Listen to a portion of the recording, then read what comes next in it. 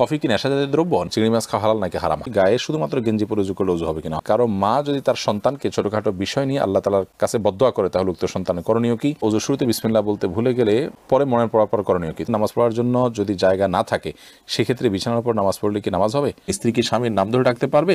কাঁচা পেঁয়াজ খাওয়া যাবে কিনা? জায়েজ নাকি মাকরুহ না হারাম? যদি কোনো স্বামী স্ত্রীর দেনমোহর না দিয়ে মারা যায় সেক্ষেত্রে করণীয় কি? আমার নামাজে মনে স্থির থাকে না, এটা কি মুনাফিকের লক্ষণ? অনেক সময় নামাজের সিজদায় কয়টা দিয়েছি, দুইটা না একটা মনে থাকে না, তাহলে করণীয় কি? গাছের মেহেদি কি পায়ে দেওয়া যাবে কিনা? কোন স্ত্রী কি তার স্বামীর সম্পদ থেকে স্বামীকে না জানিয়ে দরিদ্র পিতামাতাকে সাহায্য করতে পারবে? আমি কি বোরকা না পরে শুধু মুখ ঢেকে বাসায় নন মাহরাম আত্মীয় স্বজনের সাথে দেখা করতে বা কথা বলতে পারবো?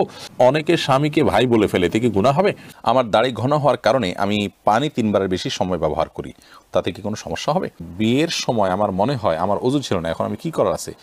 এমনি শাহাদাত আপনি লিখেছেন আমার নামাজে মনে স্থির থাকে না, এটা কি মুনাফিকের লক্ষণ?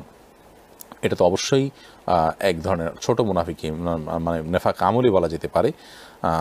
এবং সবচেয়ে বড় কথা হলো যে ইবাদতে মনোযোগ না থাকাটা হলো দুনিয়াদারিত্বের লক্ষণ। আল্লাহ তাআলা আমাদেরকে হেফাজত করুন। এমদাদুল হক লিখেছেন গাছের মেহেদি কি পায়ে দেওয়া যাবে কি না? যাবে, কোনো অসুবিধা নেই। মেহেদি তো গাছেই ধরে, অতএব মেহেদি তো পায়ে দিতে পারে না। অনেকে মনে করেন যে মেহেদি যেহেতু চুল বা দাড়িতে ব্যবহার করতে হয় তবে এটা পায়ে দেওয়া যাবে না, তাদের ধারণা ভুল। কারণ চুল বা দাড়িতে তো আমরা তেলও লাগাই, তাহলে সেটাকে আমরা পায়ে দিতে পারবো না? নুরুল ইসলাম আইডি থেকে আপনি লিখেছেন আমার দাড়ি ঘন হওয়ার কারণে আমি পানি 3 বারের বেশি সময় ব্যবহার করি, তাতে কি কোনো সমস্যা হবে? 3 বারই যথেষ্ট হবে। আপনি একবার নিয়ে যখন খুব ভালো করে ডলবেন, এরপর দ্বিতীয়বার ডলবেন এবং তৃতীয়বার ডলবেন, ইনশাআল্লাহ বিইذনিল্লাহ। এভাবে 3 বার ডলার মাধ্যমে আশা করছি যে যথেষ্ট হয়ে যাবে ইনশাআল্লাহ বিইذনিল্লাহ। মাহমুদ আক্তার লিখেছেন আমি কি বোরকা না পরে শুধু মুখ ঢেকে বাসায় নন মাহরাম আত্মীয় স্বজনের সাথে দেখা করতে বা কথা বলতে পারবো? যদি মুখ ঢাকের, বোরকা পরা ছাড়া আপনি যে কোনোভাবে সৌন্দর্য ঢাকলেই হবে। এরপর আপনি নন-মাহরাম আত্মীয়স্বজনের সাথে যদি দেখা করার প্রয়োজন হয় করতে পারেন, তবে কাপড় চোপড় যেন এমন আকর্ষণীয় না হয় যে তাদের দৃষ্টিকে আকর্ষণ করে। আর কথা তো আপনি বলতে পারেন, পর্দার আড়াল থেকে আপনি কথা বলতে পারেন এবং নিজের সৌন্দর্যকে ঢেকে কথা বলতে পারেন। কথার মধ্যে কোমলতা সৃষ্টি করবেন না, কৃত্রিমতা সৃষ্টি করবেন না, স্বাভাবিক কথা বলবেন। আল্লাহ বলছেন কুলনা কাওলাম মারুফা, সে আয়াতের আলোকে আপনি কথা বলতে পারেন, স্বাভাবিক কথা। সুরবিন আইডি থেকে লিখেছেন কবরস্থানে খারাপ কোনো জিন বা পরী যে মানুষের ক্ষতি করে এই ধরনের কিছু থাকে? যদি থাকে তাহলে এদের থেকে হেফাজতের উপায় কি? কবরস্থান বলে কোনো কথা নয়, যেখানে নির্জন জায়গা, লোকজনের খুব একটা যাতায়াত নেই, এরকম জায়গায় দুষ্ট জিনের প্রভাব বেশি থাকে।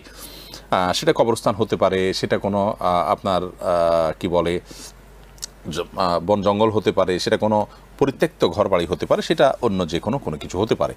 যথাসম্ভব এগুলোতে যদি গমন করেন নিজের কাজ সেরে খুব দ্রুত সেরে আসবেন এবং দোয়া ইস্তেগফার এগুলো পড়তে থাকবেন।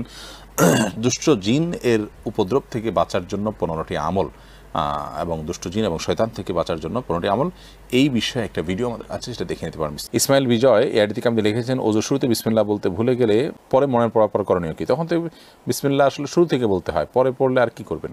এর জন্য বিশেষ কোনো কারণে ভাত খাওয়ার শুরুতে বা খাবার খাওয়ার শুরুতে বিসমিল্লাহ ভুলে গেলে বিসমিল্লাহি আউয়ালহু আখিরাহু এরকম বলার শিক্ষা হাদিসে আছে। ওযুর ক্ষেত্রে এরকম কোনো বিশেষ নির্দেশনা আমার জানা নেই, যার কারণে বিসমিল্লাহ যদি পড়ে বলতে চান যখন মনে আসবে তখন পড়ে নিতে পারেন।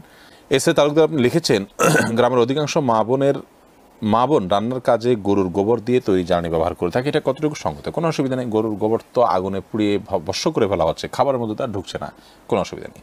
রেজওয়ান আহমেদ শুভ আপনি লিখেছেন স্ত্রীর গুনাহের জন্য স্বামীকে কি জবাব দিতে হবে? স্ত্রীর গুনাহের জন্য স্বামীকে জবাবদিহি করতে হবে যদি সেখানে স্বামীর কোনো প্রকার ত্রুটি থাকে, স্বামীর কোনো প্রকার বিচ্যুতি থাকে, কোনো প্রকার গাফিলতি থাকে। আর যদি স্বামীর কোনো গাফিলতি না থাকে বা এখানে স্বামীর আসলে বিশেষ কোনো কারণে এটা একান্তই তার ব্যাপার, তাহলে সেজন্য স্বামী জবাবদিহি করতে হবে না। স্বামী অ্যাজ এ অভিভাবক, তার কারণে যদি স্ত্রী পাপের দিকে যায় তাহলে সেটার জন্য তিনি যেহেতু দায়ী, তিনি যেহেতু কারণের ভূমিকা পালন করেছেন বা তার মাধ্যমে হয়েছে, এই জন্য তিনি অবশ্যই জবাবদিহি করতে হবে যদি ওইরকম হয়। যেমন ধরুন স্ত্রী বেপর্দায় চলে, স্বামী তাকে বেপর্দা চলতে উৎসাহিত করে বা স্বামী পছন্দ করে, এরকম যদি হয় তাহলে স্বামীও গুনাহগার হবেন, স্ত্রী তো গুনাহগার হবেনি। আর যদি তিনি নিজে কোনো গুনাহ করেন যে গুনাহতে স্বামী সন্তুষ্ট নন, সাথে বিরোধ থাকার চেষ্টাও করেছেন, তাহলে সেক্ষেত্রে স্বামীর কোনো দায় নেই। হৃদিতা আহমদ আপনি লিখেছেন যদি কোনো স্বামী স্ত্রীর দেনমোহর না দিয়ে মারা যায় সেক্ষেত্রে করণীয় কি? কোনো স্বামী যদি আল্লাহ না করুন স্ত্রীর দেনমোহর দেয়া ছাড়া মৃত্যুবরণ করেন, তাহলে সেক্ষেত্রে তিনি স্ত্রীর কাছে দায়ী থাকা অবস্থায় মৃত্যুবরণ করলেন, অর্থাৎ কিয়ামতের ময়দানে এই দায় তাকে পরিশোধ করতে হবে আল্লাহর দরবারে। বিধায় এটা খুবই ভয়াবহ বিষয়, এটা জীবদ্দার সাথেই সুরাহা করে ফেলা উচিত। তারপরে যদি স্বামীর মৃত্যুর পর স্ত্রী যদি মাফ করে দেন সেটা ভিন্ন কথা। আকরাম সর্দার আপনি লিখেছেন কাঁচা পেঁয়াজ খাওয়া যাবে কিনা, জায়েজ নাকি মাকরু না হারাম? কাঁচা পেঁয়াজ খাওয়া জায়েজ, তবে মসজিদে যাওয়ার আগে কাঁচা পেঁয়াজ খেয়ে যাওয়া এটা মাকরু, কারণ তখন সেই দুর্গন্ধে ফেরেশতাদের কষ্ট হয়, মানুষের কষ্ট হয়। আহসান হক লিখেছেন অনেকে স্বামীকে ভাই বলে ফেলে, এতে কি গুনাহ হবে? একটা হাদিস অনুযায়ী স্ত্রীকে বোন বা স্বামীকে ভাই বলা এরকম কোন একটার ব্যাপারে নিষেধাজ্ঞা আছে, সে হাদিসটির আলোকে বোঝা যায় এটা কারণে সম্পর্ক হারাম হয়ে যাবে না বা সম্পর্ক নষ্ট হয়ে যাবে না বা তালাক হয়ে যাবে না, কিন্তু এটা অনুত্তম কাজ।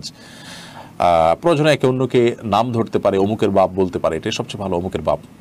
সাহাবীরা এভাবে বলতেন, স্ত্রী তার সন্তানের নাম ধরে বলবেন অমুকের বাপ, স্বামী তার স্ত্রীকে অমুকের মা এটা বলতে পারেন অথবা নাম ধরে বলতে পারেন, কিন্তু ভাই বোন এটা বলা হাদিসের আলোকে অনুচিত কাজ।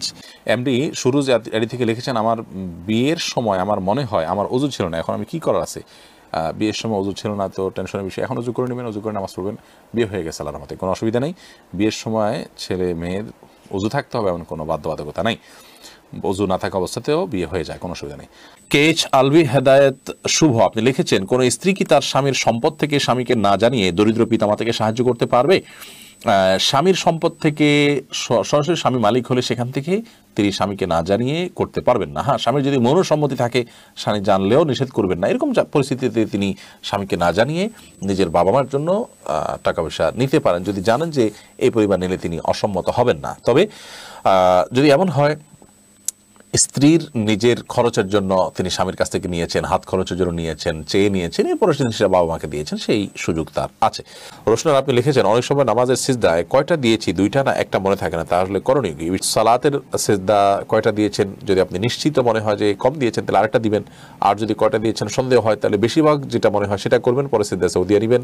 আর যদি আপনার 50-50 থাকে যে একটা দিয়েছি দুইটা দিয়েছি, কোনোটাই প্রতি মন প্রবলভাবে টানে না, তাহলে সেক্ষেত্রে আপনি একটা দিয়েছেন অর্থাৎ কমটা ধরে আপনি আরেকটা দিয়ে তারপর সিজদা সাউ দিয়ে নামাজ শেষ করবেন। এসআর এডি থেকে লিখছেন স্ত্রী কি স্বামীর নাম ধরে ডাকতে পারবে? ডাকতে পারে, এতে কোনো গুনাহ হবে না, তবে এটা কালচারের উপর নির্ভর করে, যে কালচার এটা অসম্মান হয় সেরকম অসম্মান করা যাবে না স্বামীকে। মেঘকন্যা লিখেছেন নামাজ পড়ার জন্য যদি জায়গা না থাকে সেক্ষেত্রে বিছানার উপর নামাজ পড়লে কি নামাজ হবে? জায়গা না থাকলে বিছানার উপর নামাজ পড়বেন, কোনো অসুবিধা নেই।